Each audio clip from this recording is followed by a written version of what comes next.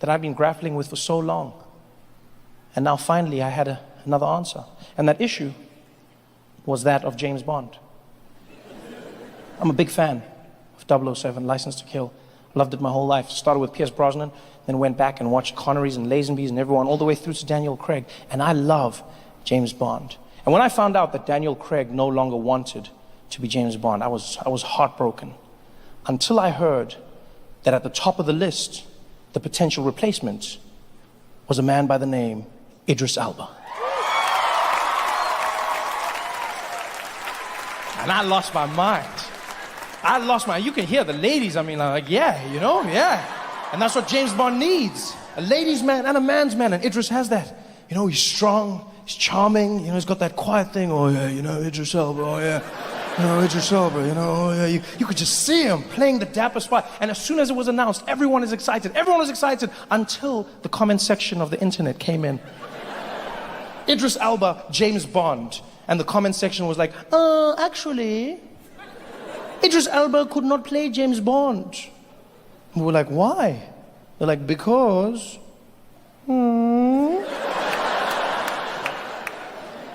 Because of the shape of his head? What do you say? What do you say? No, because... Because what? Because he's black! James Bond cannot be played by a black man! And as soon as they said that, the internet exploded. Racism! And immediately that happened. I jumped in. I don't even know what it's about half of the time. I just jump in. You just hear racism and I rep my side. I'm just like, racism, racism! Ah, you guys will explain it later. Racism! And I was in there and I was like, what the hell's going on? And they're like, James Bond cannot be played by Idris Elba because Idris Elba is a black man and James Bond is white. I was like, well, actually, James Bond is a fictional character and so we can play by anyone because it is fiction. And they were like, well, when you think about it, James Bond was based on a real man who was white and so he should be played by a real white man. And I was like, well, that just doesn't make sense because if you think about it, Jesus was technically a black man, but he gets played by a white man. So I don't know what your point is, because that's never stopped me from receiving my blessings. I don't know what you're going on about. And they were like, you can't have it. I was like, racism, you can't have it, racism, you can't have it, racism! And then I went to Scotland. I realized that maybe, just maybe, I hadn't given the argument enough thought.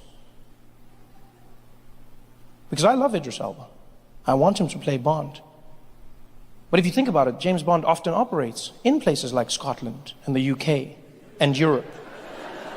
Because that's where most supervillains choose to reside. I'm assuming it's for tax purposes.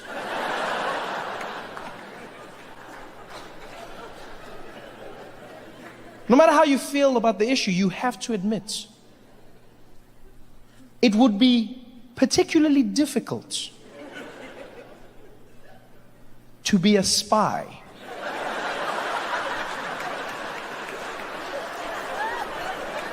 when you are the only black person in town. Your very existence defies your purpose. I'm not saying it's impossible, I'm just saying that would be the toughest James Bond movie that was ever made. Can you imagine that scene? Idris Elba, James Bond, planting the C4, blowing up the bad guy's leg, jumping on a bike, riding into the town square in Edinburgh. The bad guy's right behind him. They pull out their guns and start shooting. The chase is on. Get it, get it, get it.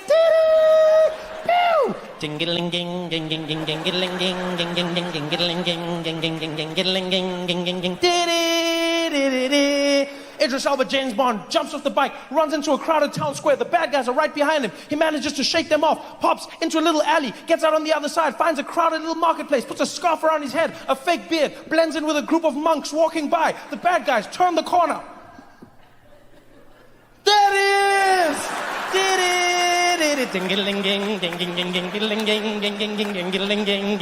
James Bond manages to shake them off, gets into another group of areas, pops out on the other side, finds a transportation hub, gets into a bus, the bus goes one way, gets into a tram, the tram goes the other way, the bad guys turn the corner. There it is! The movie will be 10 minutes long. It would end with James Bond panting in an alley. How did you find me?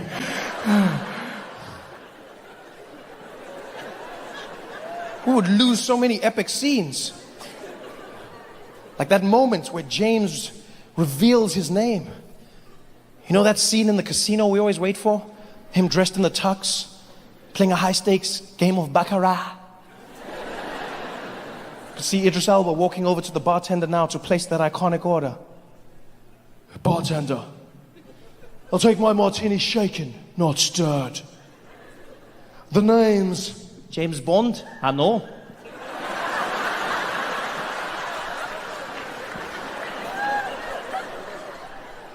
I'm sorry, mate. Have we met? No. I just heard there was a spy in town. Figured it was you. What gave me away? Is it the way I dress? Oh, there's just something about you. Something like what? You know.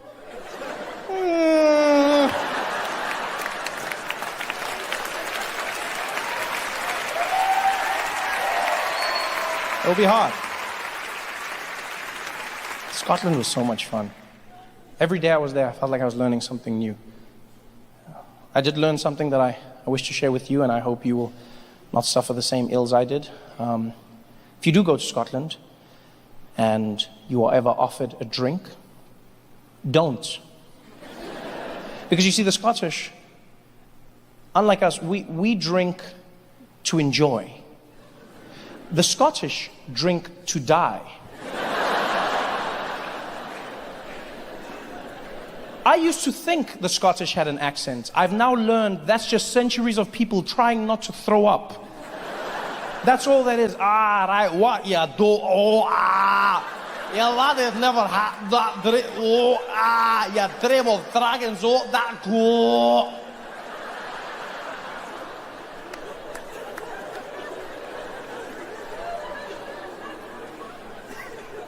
I made that mistake myself. I was doing shows in Edinburgh, and after one of the shows, I left the venue, and my friend Mick was waiting for me backstage, and he was like, "Oh, Trevor, how was your show?" I said, "It was really good. Mick, how was yours?" He's like, "Oh, not too bad, not too bad. You know what, me and the lads were going down to the pub, got to grab a drink. You want to join us?" And I said, "No, I don't really drink, Mick. I'm just going to go home." He's like, "Oh, it's not about drinking, right? We're just going to hang out, right? Just grab a wee little drink." And that's where he got me.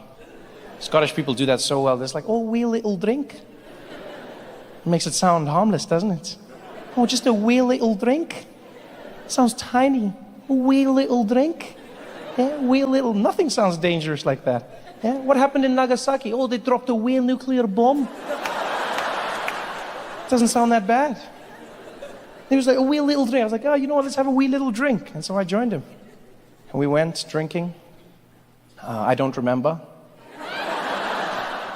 I do remember waking up the next day in my bed, partially dressed, shirt on the floor, pants still on, left shoe on, right shoe on the pillow beside me, and my head pounding, pounding, pounding. You know, you can hear your heart beating inside your head. And so I get up and I'm like, "Oh, I feel horrible." And as I stand up, I could feel the vomit coming. I could feel it. Yeah, I could feel it, just like, it did that thing. But I held it. I controlled that. Because if there's one thing you should know about me is I don't throw up, okay? Let's just get that straight right. I don't throw up. I control myself. When I see people throwing up, I'm like, "You're weak. Control yourself. You're weak. This is my body. This is my temple. I control it." The body tried. It was like, whoa. I was like, "No. No." My body was like, "Come on, man. I got it." I was like, "No. No. Breathe." Had it in check. Went to the kitchen, started to make some breakfast. And as I poured the milk into the cereal bowl, my body was like, "Hey, Trevor?" I was like, "Hey, what's going on, buddy?" "Hey, do you mind if I burp?" "Of course I don't mind if you burp, buddy. You burp all the time." "Yeah, because I'm going to burp right now. Just a standard everyday burp." I was like, "I don't know why you're warning me. You never warn me usually when you burp. You usually burp." "I just wanted to let you know it's just a burp. You don't have to worry about it." I was like, okay, well, go ahead and burp. He's like, okay, well, here it comes. And my body was like, burp, burp. Yeah, but then I caught it in my mouth. I caught it all in my mouth, though. And, oh, yeah, judge me. Judge me. The only reason you know the taste is because you're alcoholics. You're going to judge me. We've all done that before. And I'll have you know that's the classy thing to do. You catch it in your mouth so you can handle your business in the toilets. Caught it all in my mouth. I ran to the toilets. I threw up, and it was the worst feeling in the world. I don't even drink. Throwing up is now an added reason to not. And you know when you're throwing up, the worst part for me is the dry heaving. You know when you're done, everything is finished, but still, like that's when I know that humans aren't as evolved as we think we are. Because your body and your brain at that point are not, there's nothing left. There's nothing there, and still there's nothing there. There's not, and we're all in that position. It's not gracious. No one's looking cool. Everyone is there. Like you just like. Everyone is in that same position. There's no one who throws up in a cool fashion. No one's there like, oh. No one. Every single one of us. We're reduced to a pile of pain. Oh, it's finished. It's finished. It's been a ow. Oh, it's so sore, there's nothing there. Why don't you realize that? Oh, please, I'm dying. Oh, I'm dying, I don't even know what. And then blood came out. Yeah, not good. So I panicked, because I was like, I'm bleeding internally. I need to get to the hospital. Called my friend Mick. I was like, Mick, where are you? He's like, oh, Trevor, I'm at home. What's going on? I said, Mick, I need your help. I think I drank too much last night. He's like, yeah, right, and? I said, and then this morning, I threw up a lot. He's like, yeah, right, and? I said, and then while I was throwing up, blood came out. He's like, yeah, right, and? I said, and that's it, Mick. Blood came out of my mouth.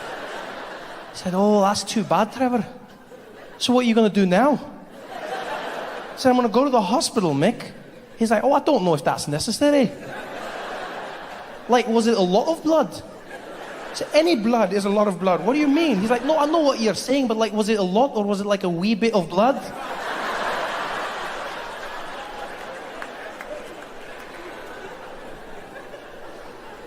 Mick didn't take me to the hospital. Instead, he decided to come over with some bananas and white bread. Forced me to eat that. And that night, I had another show. I was horrible. It was a bad show. And afterwards, I leave the venue. And who's standing outside waiting for me? My good friend, Mick. And he's like, Trevor, how was your show? I said, it was horrible, Mick. It was horrible. I thought I was going to die. He's like, oh, that's too bad. You want to go talk about it over a pint? I said, what, Mick? He's like, yeah, let's go grab a wee drink. I said, there's no wee nothing here, my friend. There's no wee ever again. He's like, what are you talking about? I said, Mick, I thought I was going to die. I'm not going to drink. He's like, don't be like that, Trevor. It's just one bad day. I was like, yeah, and I'd like to live to see another, Mick. I'm not going with you. He's like, oh, Trevor, don't be like... I'm like, don't be like what? He's like, don't be a pussy. And that's where he lost me. That is where he lost me. I understand what he was trying to do. Guys do it all the time. Hit you with the phrase, don't be a pussy. Yes. Because it implies weakness. Yeah. Do not be like the vagina. The vagina that is weak. Yes, yes. Don't be a pussy. The guys say that and then you do what they want. Don't be a pussy. Yeah, yeah, don't be a pussy because the pussy is weak. And yet, in my personal experience, I have found the pussy to be one of the strongest things I have ever come across in my life. Don't be a pussy? Have you ever come across a pussy? The vagina is one of the most powerful. You realize vaginas can start revolutions and end wars. You realize even on a physical level, the vagina is one of the strongest things that have ever existed. Virtually indestructible. Many men in this room, many men in this room have tales of how they once defeated the pussy.